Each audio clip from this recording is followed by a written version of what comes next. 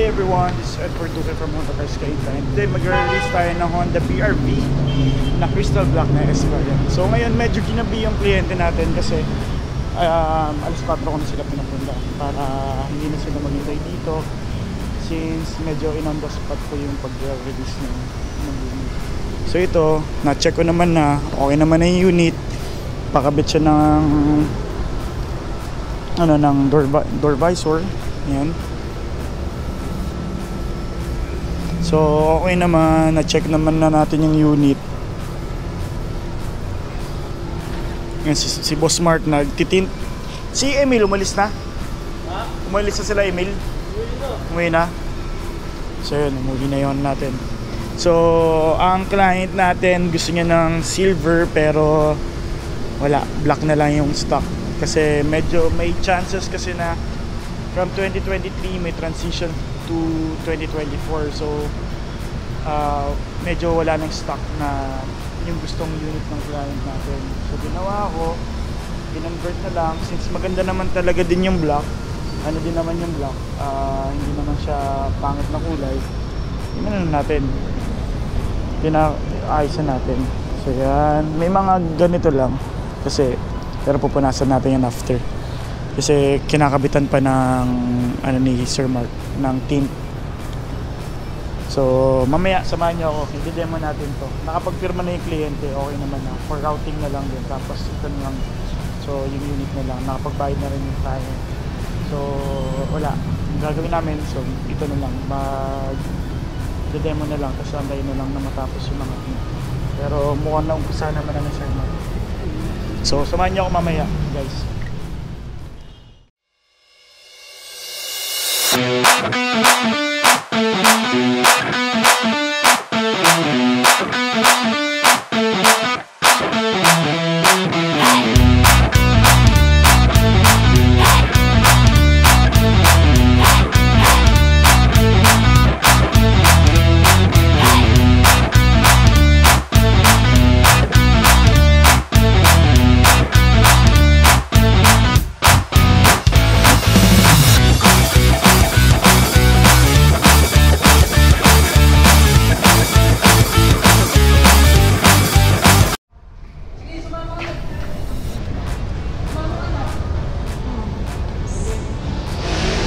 Ano pa naman natin ma-demo, tapos check lang natin. Sir, may mga ano lang parang mga handprint, tsaka yung watermarks nung nung pag-tint. Okay, walang problema. Kasi ang pandikit kasi dyan, sir, nilalagyan ng ng tubig. Yung para mga ganito, sir. Yan. Pero mga ano lang yan. Tawag dyan yung mga wax. Tapos yung mga bintana, sir, may mga tubig-tubig pa yan. Huwag nyo munang ibababa. Ilawan na natin, sir. Yung mga ganito, sir, sa tubig lang yan, Okay. Yung mga ganyan. Yung mga tulo-tulo nung pinag-sprayan ng tubig. Tsaka to, yan. Ito naman, sir, wax naman yan. Kasi yung mga ganito, sir, mga tubig yan. Yung pinag-sprayan nito. Ayan, Mas nauna kasing i-wax tapos nahuli na yung pag-tint kasi nga yung magwa-wax itong itong tsaka yan, pag konting hawak mo lang yan, ganyan na agad kasi naka-wax pa, sir. Yan, tsaka to, yan. Pero pag pinunasan mo yan, sir, ng di ko mahanap yung basahan nila natuyo lang tapos lang siya, matatanggal kasi yan. Microfiber lang siya dapat. Yan, sir. Tapos ito naman daw, sabi, yung pagkakaano niya, sir, ito, 0. Yung 0, tapos dito may konting, kita mo yung spacer. Kumbaga yung lang niya, yung curve, yung pagkaka-curve nung Pero hindi naman siya pansin. Hindi naman pansin. Sinabi ko lang sa inyo, sir. Kasi ganyan yung pagkakaano. Dito 0, tapos dito 0. Pagdating dito, yung pagka-curve niya, ayan. Tapos dito okay, fit naman siya dito. Dito fit naman. May konti nga pero hindi masalata dun. Pero pag nakasarado naman siya, kung hindi ko sasabihin sa iyo, hindi mo naman mapapansin. Yan. Kasi yan, check natin. Sir, start mo na rin para Sige po. Dito sir, yung mga gamit. Sir, dito explain ko na rin sa iyo ha. Ayan, nandito yung mga tools natin sir. Tools natin, tapos yung pagbaba ng reserva mo sir dito. Buksan mo to. So makikita mo yan. Gamitin mo to, itong mga ano yan, para dyan sa bolt. Tapos, habang iniikot mo yan, bababa yung reserva natin dito. Sir, nandito yung reserva. Bababa yan dyan, tapos hahatakin mo na lang. So ito yung pangtanggal mo rin sir. Ito rin, yan. Tapos yung jack niya nandun sa may unahan. Okay. Sa may front na? Sa may ano sir, front seat, sa may passenger side po. Pero check na rin natin sir, kasi baka mamaya wala pala. Kasi yun ang hindi ko pa na-check ngayon. Tapos plastic. Ano ba sir, gusto mo tanggalin natin or... Tanggalin mo. Pero hahatakin lang naman to sir.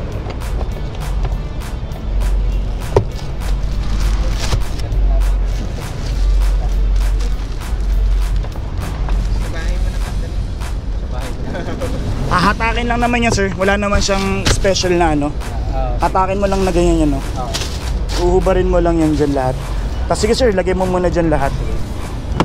Dito sa upuan, Ang upuan sir dito, itong gilid na to, may lever po dyan sa magkabilaan. Tapos 50-50 split type po siya na foldable. Tapos dito 60-40 naman sa second row. Okay.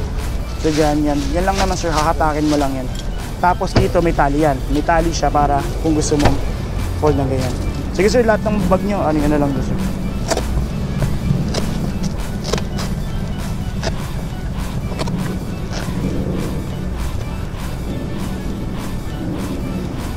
Tsaka to sir itong mga ganito sir, huwag nyo munang punasan. Siguro at least mga 3 days to 4 days po. Basta mainit. Kasi ngayon medyo umuulan-ulan, di ba?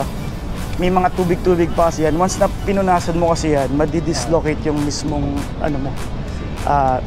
tint mo. So sir, may camera ka dito. Tapos ito sir, magtaka ka lang, pagka naglobat kasi siya, hindi mo mabubuksan tong pintuan. Kasi may switch siya dito. Electronic kasi yung switch niya. Oh, sorry. Hindi ka. So sir, buksan nyo lang muna. Start nyo lang yung kotse. Check muna natin yung mga ilaw. Tingnan mo rin. Nandiyan sir yung dalawang susi. Pa-check na lang po. Yung isa pa sir, meron nandyan din. So yan, dalawa sir yung susi natin. Okay.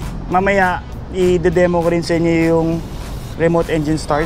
Okay. Sige sir. Pero ngayon, preno lang kayo sir muna.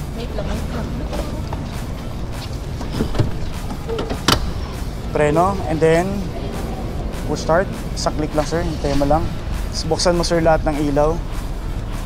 Yan, tapos fog lights na rin sir. Ay, naka-on na yata. Then, hazard natin sir. Tapos, high beam po na rin sir. Sige sir, tara. Check natin. Naka-hazard na ba sir? Yan. Check natin yung ilaw. Sige sir, so ito, yung side turn lamp natin. High beam, low beam sir. Okay naman? Pantay ba sir? Pareho meron? Pareho naman meron. Fog lights, LED, DRL nya. Kumbaga hindi lang LED sir ito, yung signal lights niya. Naka-bulb lang siya. Ayan. Tapos ito, side turn lamp. Ilaw, okay. LED to. Sir, tapakan ko. Check niyo yung mga umiilaw pa. Dito, may iilaw pa yan dito eh. Tsaka to. Tapos reverse light. Tapakan ko rin sir.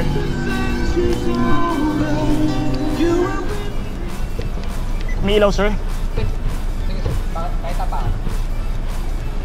Parang, ay dito sa taas. Yes sir. Oo. Tapos reverse light sir. Okay. Okay naman sir. Hazard, okay naman sir no? Tapos ito sir, check na rin natin.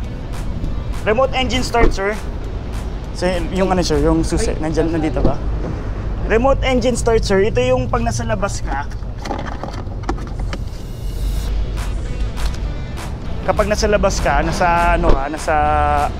out, kumbaga hindi covered yung parking mo, tapos mainit yung pinakaloob ng cabin mo, pwede mong i-start using po itong remote natin. Lock mo lang sir, Tapos hold button, i-hold mo lang siya. Hintayin mo lang siya mag-start.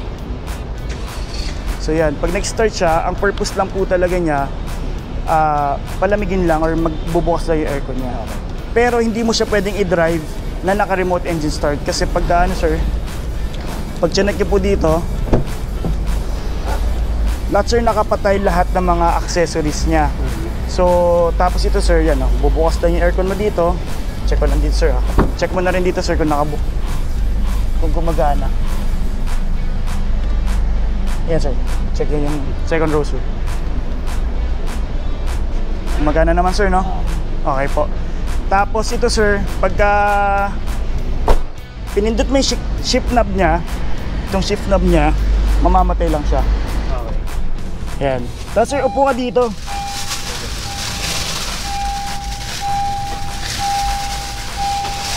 May tanong pala ako doon sir sa remote engine. Yes sir. Bumukas yung... Wait lang sir ha. Bumukas na sir. Okay. Pero nasa labas ito pa. Tapos Nakalock naman yung kotse sir. nakalock yun. Opo. Kumbaga safe. Kailangan pumasok ka talaga. Hindi siya mamamatay na kunwari. Ano sir? Hindi siya talaga mamamatay hanggat gusto mong palamigin siya. Kumbaga, niready mo kasi sir, kumbaga ginamit mo yung remote engine start para i-cool down mo yung mismong cabin. So, ibig sabihin nun, dapat palabas ka na. Kumbaga, lalabas ka na. Pinapalamig mo lang. Kasi di ba minsan, pag sumakay tayo sa kotse, sobrang init naman, di ba? So, ngayon, ang purpose talaga niya is para palamigin mo yung cabin. So, wala siyang minute na Sir, pasok ka lang doon sa kabila. Tapos, ko lang.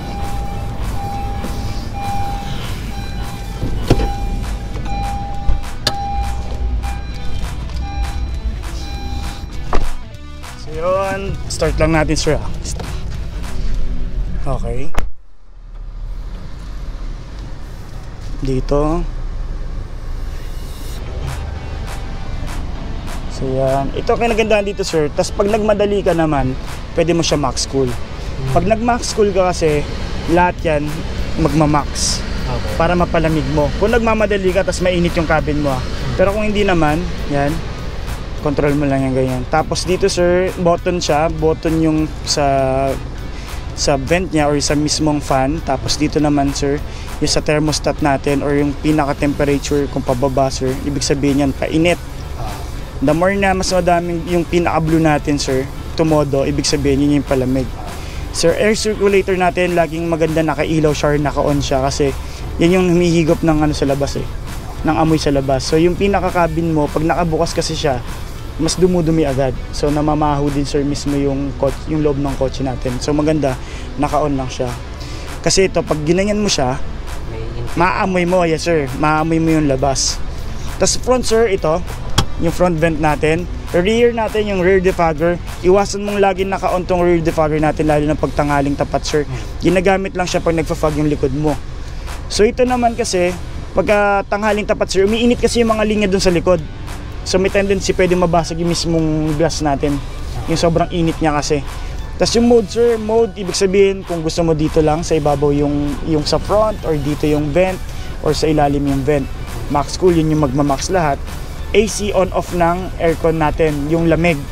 Pwedeng nakabukas yung fan pero nakapatay yung natin ng aircon. So yung lamig na aircon. Tapos on off ng lahat.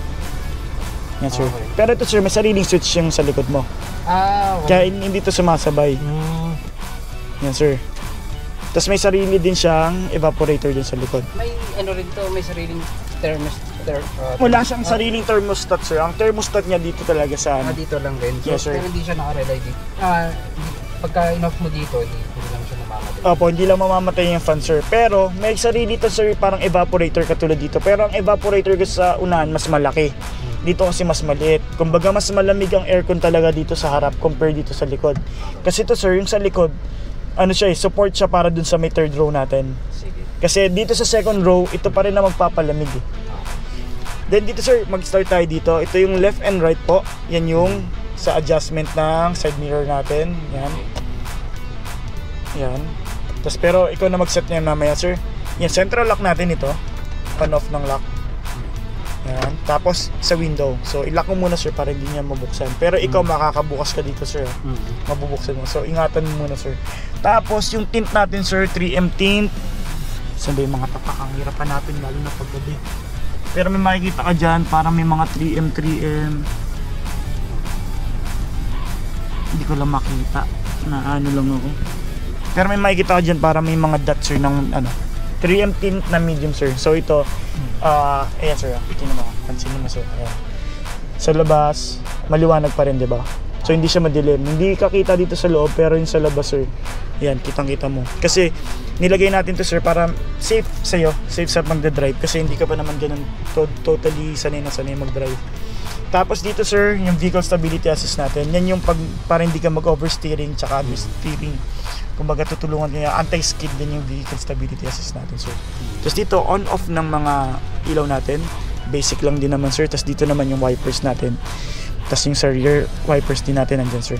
Dito naman sir, Bluetooth hands-free. So pwede mo i-connect yung phone mo dito sa ano natin, sa audio natin. And then audio control sir. Ito yung yan, pwedeng yung volume natin. Tapos ito source sir, ibig sabihin gusto mo mag FM, AM, USB or Bluetooth, yung source ng mismong audio natin. Tapos dito sir, yung pagpalit-lipat-lipat ng channel. Okay. Tapos dito sir, ang ano natin, naka Apple CarPlay, supported na rin siya ng Apple CarPlay and Auto Android. Pero kailangan sir, naka-cable ka lang. Okay. Dito mo sasaksak sir yung cable. Pero kung gusto mo naman Bluetooth lang, kung gusto mo mag Spotify lang, Bluetooth pwede naman, ready naman na siya. Tapos dito sir, kung gusto mong USB, since wala siyang, ano diba, wala siyang CD, save ka ng mga tugtog kung anong gusto mong mga music, tapos saksak mo lang dyan sir. So, para may sarili ka ng music dito sir. Power outlet, dito sinasaksak yung mga charger, pwede rin naman tong dalawang tong charger sir. Tapos ito rin kasi, kung gusto mo yung may pin. Tapos pwede rin, dito rin kasi yung nilalagay din sir, yung pinaka power supply ng dashcam natin. So ito yan. Then dito sir, may plastic pa yan. Plastic, atake na lang natin yan sir. Sa likod, wala naman nang naiwan. Dito kasi naiwan pa ni Sir Mark yung ano. Then dito sir, yan, basic na basic lang naman. Pwede mo naman tanggalin yan sir, pero ikaw na bahala dyan.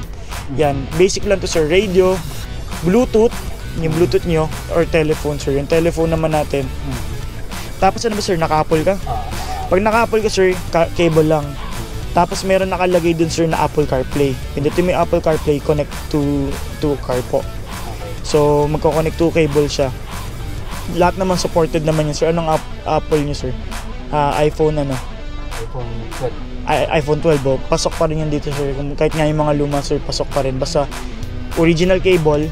Kasi di ba minsan may mga cable na hindi talaga siya supported kahit any device. Hindi mo makonect. So yun. Tapos dito sir, yung mga manuals natin. Yan po. Tapos meron to sir, may automatic ano siya, pag 15 km per hour ka, kung nakalimutan mong maglalak siya automatic. Pero yung baby mo sir, yung anak nyo medyo baka syempre ano siya, di ba? May child lock dito sa likod para hindi niya mabuksan yung pintuan sa ano. Paturo na nga. Turuan ko ito sir kasi baka mamaya malingat ka, mabuksan niya kasi. Kasi pwede niya itong pindutin, ma-unlock niya, di ba? Mabubuksan yung pinto. Pero pag yung child lock kasi sir, hindi mabubuksan lang sa loob. Sa labas mabubuksan. Then sir, patayin ko muna to ha. Kasi yung gasolina mo, dun pa tayo magpapagas. So bali yung gasolina mo sir, buksan natin sir yung ano, yung engine mo dun. Yung engine sir. Dito sir. Engine to. Okay. Gasolina to sir. Okay. Ano yun? Ilaw. Yan, yung mga tunog na yun sir, yung mga reminder yun. Kung nakabukas yung ilaw mo, kung nakabukas to, yan, tutunog ng ganyan. So may nakabukas kang accessories. Yes sir.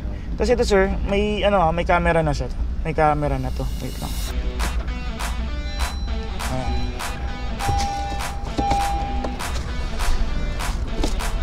Reverse cam. Ayan sir. Ito yung pinaka-safe distance sir. Ayan po. So bas every time na magre-reverse ka, lalabas yun sir. Okay. So ito sir, mga naka-plastic pa lahat. Ayan.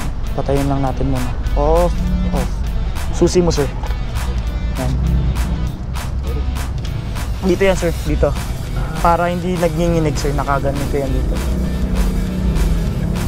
Pero kahit wala na siya actually. Pero lagyan mo lang dyan sir, kasama yan. Kasi tinatanggal siya every time na ano, para masagad dyan.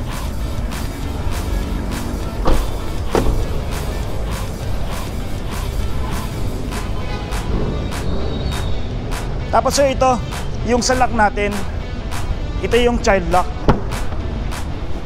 Ito sir. Okay. Yan, so pag child lock mo, baba. Hindi mo mabubuksan yan dito sa loob. Ang makakabukas lang sir dito sa labas. So, pwede mong i-child lock yan pareho or isa lang kung saan side lang yung may bata. So Dalawang child lock sir pang passenger kasi ito sir, pag sobrang lamig nakatutok dito yung nakatutok dito yung aircon. Mukhang pinaling mo sir. So dito check natin yung engine mo. Sir, bali ito, ang engine natin 1.5 engine sir na iVTEC, double overhead cam siya, tapos may maximum output siya ng 121 horsepower. Tapos ang transmission niya CVT sir. Ano bang drive mo sir sa sa parang driving school niyo? Anong year model sir? Pero ito sir, kung mapapansin mo sa pagdadrive kasi sir, yung mga normal or mga 5-speed automatic sir, ang CVT kasi sir, walang jerk yung parang nag-change gear. Kasi CVT siya, position po, parang nakapuli siya eh. Kumbaga yung mga scooter sir, kung nagdadrive ka ng scooter na motor, kumbaga pabilis siya ng pabilis pero wala siyang change gear. Kumbaga yung pulley kasi parang lumalaki, lumilit lang eh. Unlike sa mga 5-speed automatic katulad ng sir, yung Honda City na yan, 5-speed automatic yan. First gear, second gear, magja-jerk yan. Third gear, fourth gear, may mafe-feel kang ganong, parang mafe-feel mo yung transition ng transmission from first gear, second gear, third gear po. Ito, walang ganon yun. Kumbaga to sir, nakistay ka ng 2,000 RPM sir, pabilis yan ng pabilis. Kaya mas matipid sir yung CVT. So, ito sir, ang ano mo dyan, ang mga gagalawin mo lang normally dyan sir, ito, yung sa washer mo. Okay. Tapos dito naman sir, yung sa coolant nyo. Double check nyo lang sir, may linya yan dyan sir. Dalawang linya, isang maximum tsaka minimum. Yung max, ito nasa taas sir. Nasa taas. Yung may ano yan, may... Itong parang may guhit sir na ganun sir. Opo. May nakaumbok. Nakaumbok, yes sir. Kumbaga hindi talaga siya pinupuno sir ha. Kasi may parang may breathing system pa yung sir. Kumbaga itong radiator natin, hindi siya pwedeng puno po. Tapos double check mo lang yan sir, kasi ngayon hindi pa siya napapatakbo, di ba? Hihigop pa kasi yan, pero konting-konti lang naman na yan. Then ito sir, double check mo kasi dito naman yung brake fluid mo. So kinagandaan dito sir, pag medyo humina yung battery mo, ito, pag na-feel, ito sir, pag hindi mo may start, battery na agad yung pagbintangan mo na may problema. Hindi kahit may busina ka, kahit may radyo ka, kahit may ilaw ka, battery yan. Kasi iba yung voltahe ng starter sir eh. So ito sir, ang warranty ng battery natin sir, 1 year. 1 year lang to sir ha. Pero yung buong kotse mo sir is 3 years po.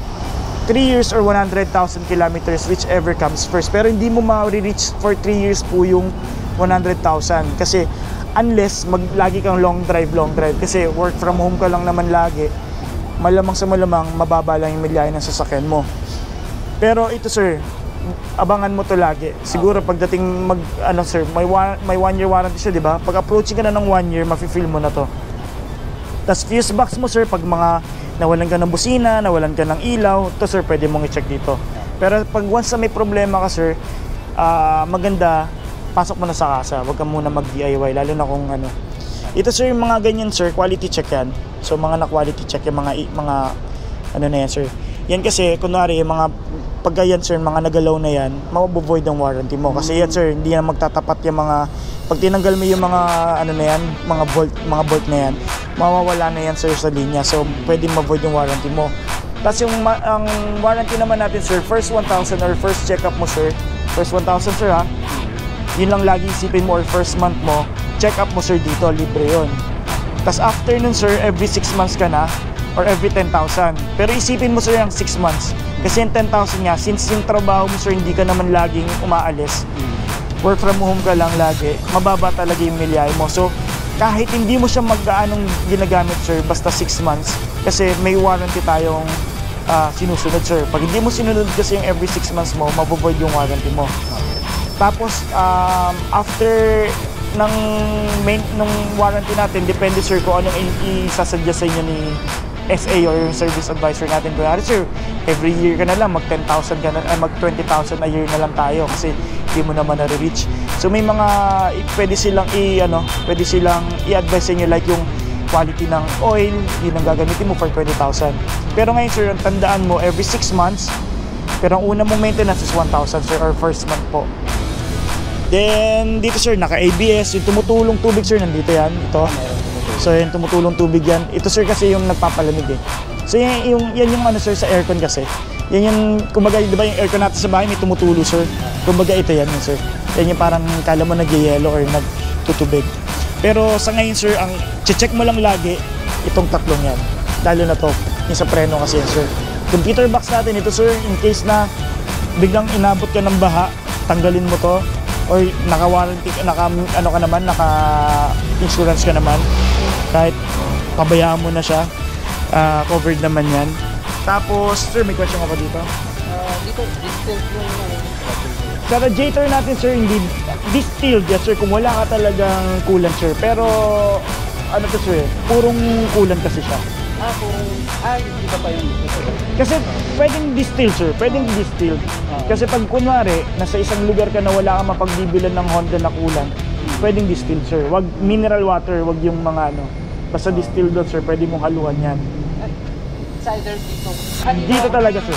Dito ka magbubukas. Dito ako magbubukas. Yes, sir, dito lang. Dito kasi, sir, katulad yan, pag uminit kasi, sir, may pressure kasi yan, pwedeng sumabog sa yung tubig nito. So pag lalo na pag na-reach niya yung boiling point kasi, sir, sisirit yan dyan, sir. Pero sa ngayon kasi, sir, wala ka pa naman talagang totally iisipin dyan. Unless masabitan ka dito sa ilalim, nadaanan ka ng may nadaanan kang bato, nabutas yung radiator mo, talagang tutulo at tutulo yan, sir. Pero sa ngayon, sir, wag mo muna tong gagalawin. Ang gagalawin mo lang ito talaga, sir, yung reserva mo lang lagi, sir. Double check mo lang lagi. And then pagdating, sir, sa ano, sa tires naman natin, sir. Sir, tapos pag sinaraduhan mo ganun, sir, ha, wag mo siyang itutulak. Kasi di ba yung iba tinutulak? Nagkaka-dent kasi yan dito, sir. Dito, sir, pagdating naman sa tires naman natin, yung PSI naman natin, sir, dito po. Ito yun, sir. So, nandito, sir, 32 yung unahan, tapos 30 yung likod. 32. Yan, sir, 32, yung dalawang gulong sa unahan, sa likod natin, 30. Yung gauge po, pagka nagpaano ka sa shell or ano, pag tinanong ka ng gasoline boy, anong gauge, sir? 32 harap, 30 ano, regardless, sir, kung puno ka or hindi. Tapos yung reserva mo, sir, 30. Ayan. Tapos bubong, sir, check mo na din. Hindi natin nag-check. Check mo na din yung bubong, sir. Sige, sir, tapak ka dyan. Yes, sir. Apo, pero ano, may nabibili, sir, na parang ano, side seal na, ano, na steel, sir. Medyo maalikabok lang, sir, ha? Pero ano naman yun. So, tingnan natin. Parang may record, kung may gas-gas. Pero so far wala naman. So may mga ano lang, parang na anuan yata. Kasi may mga ibon-ibon din dito eh. Yes, sir. So walang dent, walang ano, walang gas-gas. Punas lang, sir. Ito, punas-punas lang kasi pag hinawakan mo siya, ayan, no, matic ano na kasi kaka-apply lang ng wax. Tapos pagka binuksan mo, sir, kunwari may naiwan sa loob, tapos tinamot, sir, may umiilaw dun sa loob, meron kasi siyang tinatawag na force alarm. Pag binuksan mo kasi siya ng hindi ginamit yung remote, mag-a-alarm siya. Yung horn natin, yung busina natin yung gamit niya. So yan yung mga ano natin. Tapos ito, hindi pa siya power fold yan. Pato na ito. Yan, sir, may susian yan, sir. In case na malobat ka, di ba? Sir, ito, buksan mo to. Yan. Tapos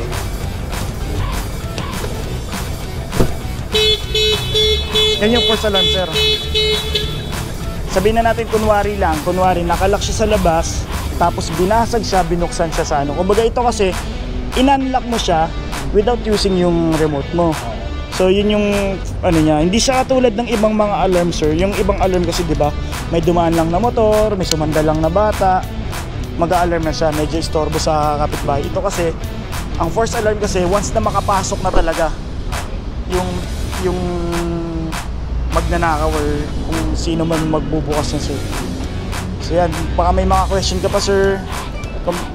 Okay, Ito, sir. sir, yung engine, ano eh. Remote engine start. Sige, sir. Try mo, sir. Lock. Tapos hold, sir. Hintayin mo hanggang ano. Yan. So ngayon, hindi mo mabubuksan yan, sir, di ba? Kasi nakalock yan. Tapos ngayon, kung lalabas ka na, aalis ka na, yan. Saka mo buksan. Tapos, pwede mong pindutin doon para ma-lock, para mamatay yung engine. Yes, sir. Or sa shift knob. Or dito, sir. Pwede mo rin pindutin doon sa ano natin. Kasi sige nga, buksan mo nga. Tingnan natin yung milyahe. Kasi para makita mo kung ilang tinakbo niya. Pag may mga problema, sir, nandito lahat. Yung iilaw. Ang ano niya, kilometer niya,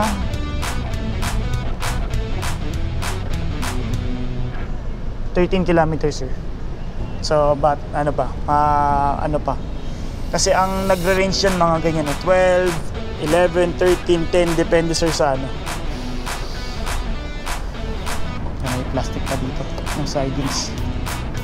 Kasi naka-plastic yung sidings, sir, pag ano. Hindi natin maano. Sige, sir, baka maano lang, picture tayo mamaya, sir. Kasama sila, ano. Kunin ko lang yung gate pass, sir. Wait lang po, ah.